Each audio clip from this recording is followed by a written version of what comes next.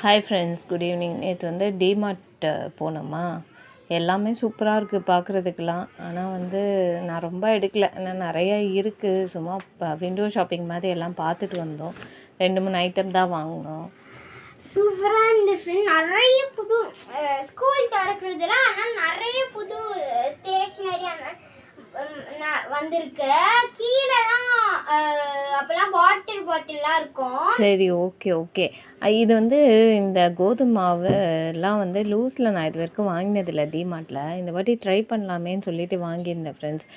நல்லா இருக்குது. நான் அது ஜலிச்சியும் காட்டியிருக்கேன்ல, அதில் எந்த ஒரு இதுவுமே இல்லை. ஒரு பூச்சியோ இல்லை வந்து அந்த புட்டோ அதெல்லாம் கிடையவே கிடையாது. சூப்பராக இருக்குது. நல்லாவும் உப்புது சப்பாத்தி.